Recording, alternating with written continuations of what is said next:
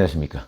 2020년 8월 22일 새벽 모의팩트 시작하겠습니다. 지금 코로나19가 재확산의 위기에 있고 그 과정 진행 중에 있습니다. 그런데 자, 이 재확산을 만든 계기가 누구 책임이냐는 거 가지고 온갖 팩트들과 주장이 난무하고 있습니다. 그래서 그게 섞여 있어서 아마 헷갈리실 텐데, 정부 여당에서는 8.15 광복절의 집회 여기에 초점을 맞추고요, 문재인 대통령도 이에 가세하고 있습니다. 그러면서 사랑제일교회 전광훈 목사 때리기 여기에 집중하고 있는데, 자, 그러면 그게 사실이냐, 아니면 그거는 어떤 계기를 만들었느냐, 이런 거를 설명을 드리겠습니다. 왜냐하면 정부와 여당 그리고 각종 관변 매체들이 온갖 얘기들을 자꾸 그 스피커로 확대 재생산하기 때문에, 마치 8월 15일 광복절 집회만 없었다면 그러면 코로나 확산은 없었을 것이다, 뭐 이런 착각을 불러일으키는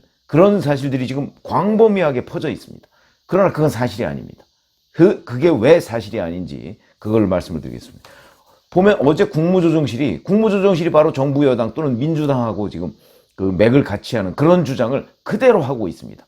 이거 엄밀하게 따지면 거짓말입니다. 무슨 얘기냐면, 어제 국회에 답변을 했는데요, 서면으로 했습니다. 대체휴일 시행이 확진자 급증에 영향을 준 것이라고 판단하기는 어렵다, 이렇게 얘기했습니다. 이거 말도 안 되는 얘기였고요. 그 다음에 또 하나, 연휴 시작 전이었던 14일부터 국내 확진자 발생이 급격히 증가하기 시작했다. 이후 15일에 서울 성북구 사랑제일교회와 광화문 집회 등에서 확진자가 폭발적으로 증가하면서 전국으로 확산 중이다, 이렇게 얘기를 했습니다. 자, 여기에 우선 뭐가 틀렸느냐? 대체휴일 시행이 확진자 급증에 영향을 준 것이라고 판단하기 어렵다? 왜 판단하기 어렵습니까? 그건 이따 설명을 드리겠습니다. 바로 정부가 잘못된 시그널을 준 것이다. 그 다음에 두 번째, 14일부터 국내 확진자 발생이 급격히 증가하기 시작했다. 엄밀하게 따지면 14일 0시에 발표한 겁니다. 그러면 이거는 실질적으로 13일에 급증했다는 얘기고요. 급증했다는 게 세 자릿수가 됐다는 얘기입니다. 그때는 뭐 56명 뭐 이 정도 12일에 됐다가 13일 날 발생한 숫자가 103명으로 늘었고요. 그 다음에 한 150명, 100명대 중반, 그 다음에 200명대 넘고 이렇게 되어 있습니다. 그런데 이게 요 팩트는 맞는 듯이 보이지만 우리가 이런 걸 생각해야죠.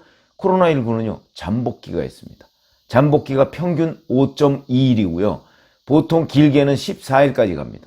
그러면 8월 13일부터 급증하기 시작했다고 하는 것은 5일만 잡아도 8월 8일이고요. 14일을 잡으면 7월 31일입니다. 그럼 결국 7월 31일과 8월 8일 사이에 감염이 광범위하게 이루어졌다, 이런 얘기가 되는 것이죠. 이게 광복절 집회하고 무슨 상관이 있습니까?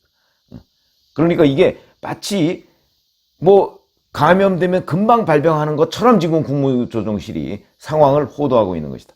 그 다음에 15일에 성북구 사랑제일교회와 광화문 집회 중에서 폭발적으로 증가했다고 그러는데, 12일에 사랑제일교회에서 첫 확진자가 나왔습니다. 그래서 사랑제일교회가 어제까지 700명이 넘는 숫자가 사랑제일교회 내에서 확진이 됐으니까 폭발적으로 증가한 건 맞습니다. 그러나 광화문 집회에서 폭발적으로 증가했다? 이건 거짓말입니다. 이건 아직 모릅니다. 광화문 집회는 15일 날 있었죠. 자, 그러면 오늘이 7일째입니다. 7일째. 제가 5.2일이 평균 잠복기라고 했죠. 어저께까지 대략 한 광화문 집회 참석자 중에서 60명 정도가 확인이 됐습니다. 60명 정도. 이걸 폭발적으로 증가했다고 할 수 있는가? 그리고 그게 광화문 집회를 계기로 증가세가 폭발된 거냐, 아니면 이미 그 소규모 집단 모임 이런 데에서 또는 교회 같은 데에서 감염된 사람들이 광화문 집회에 참석했네, 그거 인과관계는 아직 모릅니다. 그리고 정말 60명 그 플러스 알파가 굉장히 커질 것인지는 오늘 내일 이 정도를 더 지켜봐야 하는 것이지, 거기에서 폭발적으로 증가했다고 단정할 수가 없는데도 국무조정실이 지금 이런 상황, 이거는 정부와 여당의 희생양 만들기에 지금 국무조정실이 힘을 보태고 있는 것이다, 이렇게 말씀을 드릴 수가 있고요. 자, 그러면 이제 팩트를 하나씩 체크해보자. 위험신호는 과연 언제부터 있었느냐? 한겨레 신문이 보도했더군요.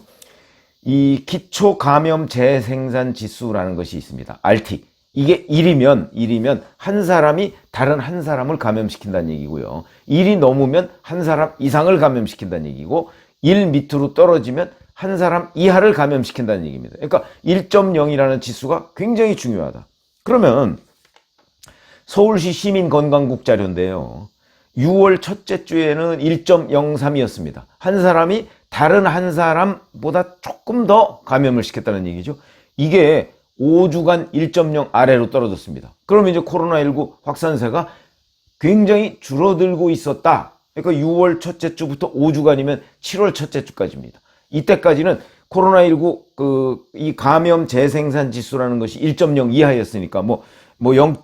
몇 이런 식으로 돼 있었습니다. 그러면은 코로나19 확진자 한 명이 다른 한 명이 아니고 0.5명 내지 0.6명 정도를 감염시키고 있다니까 이거는 시간이 흐르면 코로나19가 진정된다. 이런 아주 좋은 신호라고 할 수가 있습니다. 그런데 이게 7월 셋째 주, 그러니까 7월 12일부터 18일 그 주입니다. 그 주에 다시 1.05, 그러니까 0.6 이렇게 떨어지다가 7월 셋째 주에 1.05 이렇게 늘어났습니다. 그러면 7월 셋째 주에 감염 지수가 이렇게 늘어났다는 얘기는 아까 제가 잠복기 말씀드렸죠. 결국 7월 첫째 주에 뭔가 감염이 많이 늘어나고 있었던 것 아니냐. 이렇게 이제 역산이 가능한 것이고요. 그럼 7월 첫째 주부터 위험 신호가 있었다. 첫째 내지는 둘째 주부터. 그럼 그때는 이미 코로나19가 제가 보건대는 6월 첫째 주부터 5주간 1 밑으로 떨어졌으니까 정부가 아무래도 좀 느슨하게 대응한 탓이다. 계속해서 경고 사인을 주면 이렇게 1.0 밑으로 계속 유지가 됐을 텐데 이게 1.0 이상으로 감염 재생산 지수가 늘어났다는 얘기는 그 경고 사인에서 약간 해이해졌다. 느슨해졌다. 그 다음에 정부가 그렇게 느슨해지니까 우리 국민들도 거기에 대해서 좀 아무래도 경계를 덜 했다. 이렇게 볼 수 있는 겁니다. 그게 바로 7월 첫째 주와 둘째 주다. 그렇기 때문에 셋째 주에 감염 재생산 지수가 1을 넘었다. 이렇게 얘기를 할 수가 있고요. 그 다음에 이때 위험신호가 아니고 곳곳에서 실제 상황이 체크가 됐습니다. 확인이 됐습니다.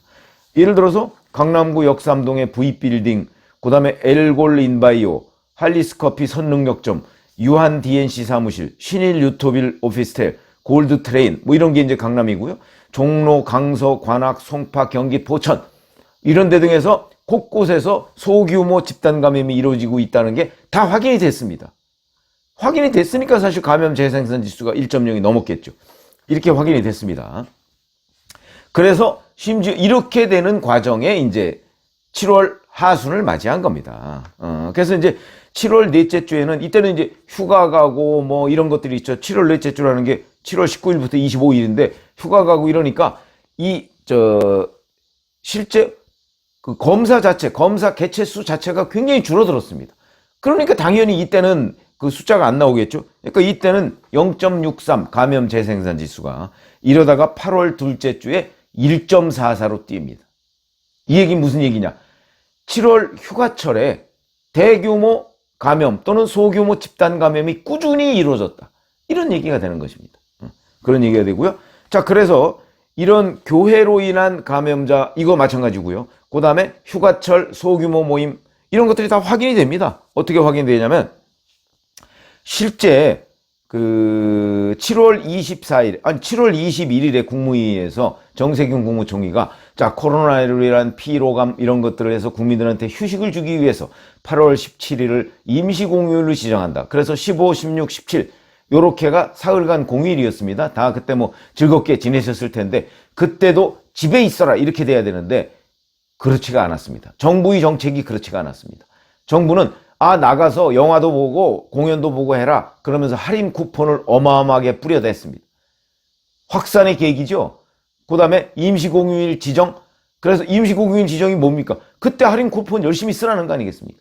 그리고 심지어는 외식비 지원까지 하게 돼. 이런 말도 안 되는 정책을 내놓습니다. 이 정책은 정책 자체도 문제고 그 다음에 그것으로 인한 시그널, 신호 이것도 문제입니다. 그러니까 우선 정책 자체는 이렇게 돼 있죠. 홍남기 기재부 장관이 1,800만 명을 대상으로 해서 8대 소비 쿠폰을 집행하겠다 이렇게 얘기했고 실제 문체부가 외출 소비 촉진을 위해서 284만 장이 넘는 각종 할인 쿠폰을 8월 14일부터 17일 사이에 뿌렸습니다. 이 중에 21%가량, 21%면 어떻게 됩니까? 한 50, 60만 장 가까운 그 숫자가 8월 중순에 집중적으로 사용됐다. 이 결과가 곧 나올 것이다. 8월 중순이면요, 15일, 10일부터 뭐 20일이니까 엊그제까지 이제 집중적으로 사용됐다는 얘기인데, 이 결과는 8월 하순에 나올 것입니다. 이 결과가 광복절 집회하고 이제 겹쳐서 나올 것이다. 그러면 이제 정부는 그걸 전부 광복절 집회 탓으로 돌리려고 지금 벌써부터 그렇게 얘기를 하고 있지 않습니까? 그러나 진실은 광복절 집회도 이제 이미 감염된 사람이 광복절 집회에 사랑제일교회를 중심으로 해서 많이 참석을 했고요. 그리고 바로 할인 쿠폰을 대규모로 썼던 사람들, 이 사람들 중에서도 소규모 집단 감염이 계속해서 이루어졌을 것이다. 그 결과는 오늘부터 나올 것이고, 아마 한 닷새쯤 뒤에부터는 소위 이 할인 쿠폰을 집행하고 뭐 영화관 가고 식당 가고 그 할인 쿠폰 가지고 영화 6,000원씩 할인해줬다고 하더군요. 이 영화가요, 그 194만 장이 넘는 그 할인 쿠폰이 배정이 됐고, 나눠졌고요. 이 중에 49만 8,395장, 거의 50만 가까운 그 할인 쿠폰이 영화관에서 집행이 됐습니다. 영화관 최소한도 2시간 정도 있습니다. 그 안에서 상당한 정도의, 더군다나 실내이기 때문에 실외도 아니고, 광복절 집회는 실외입니다. 그러니까 실내이기 때문에 더욱더 전파의 속도가 빨랐을 것이다, 이렇게 얘기를 할 수가 있고요. 이런 것들이 바로 실질적으로 정부의 실책이다, 이렇게 얘기를 할 수가 있겠죠. 근데 정은경 질병관리본부장은요, 이렇게 얘기를 했습니다. 7월 말 8월 초 여행 이후의 확진 사례들이 지금 확인되는 시점이다. 그래서 동선 확대로 인한 전국적 확산의 위험이 있다. 정은경 본부장은 정직하게 지금 얘기하고 있는 건데, 그런데 정부 여당에서는 광복절 집회에만 집중하고 있습니다. 그리고 그 광복절 집회를 자꾸 미래통합당하고 연결시키려 하고 있습니다. 광복절 집회의 전광훈 목사, 황교안 대표하고 가까이 소통했던 것 사실입니다. 그러나 지금의 김종인, 주호영 미래통합당 지도부하고는 전광훈 목사는 아무 관련이 없습니다. 왜 이런 사실을 지금 제대로 국민 앞에 설명을 안 합니까? 아무 관련이 없습니다. 그런데 황교안 대표의 그늘이겠죠, 뭐 관련이 있다고 한다면. 그래서 지금 전광훈 목사가 기독자유통일당이라는 그 당의 세력들을 모아서 광화문 집회를 한 것이고요. 거기에 그 일부 전현직 미래통합당 의원이 나간 겁니다. 그것도 현직 의원은 홍문표 의원 하나고, 그 다음에 전직 의원은 거기에 뭐 차명진 전 의원, 김진태 전 의원, 민경욱 전 의원, 요런 정도입니다.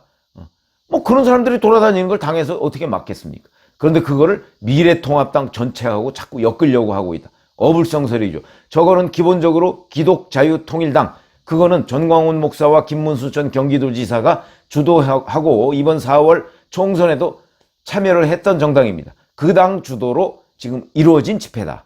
이런 거를 분명하게 말씀을 드리고요. 이미 7월 셋째 주, 엄밀하게 따지면 7월 첫째 주부터 위험신호가 있었고, 7월 21일, 7월 24일에 정부가 교회 차원의 소모임, 예배 이런 것들을 허용합니다.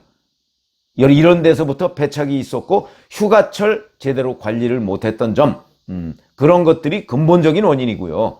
그래서 8.15 집회가 있기 전인 8월 중순에 이미 감염 재생산 지수가 1.44까지 올라갔던 거 아닙니까? 한 사람이 1.5명 정도를 감염시켰다는 얘기고요. 그리고 그것이 거기에 감염된 사람들이 대거 사랑제일교회 신도들을 중심으로 해서 8월 15일 집회에 참여함으로써 확산 계기를 만들었다.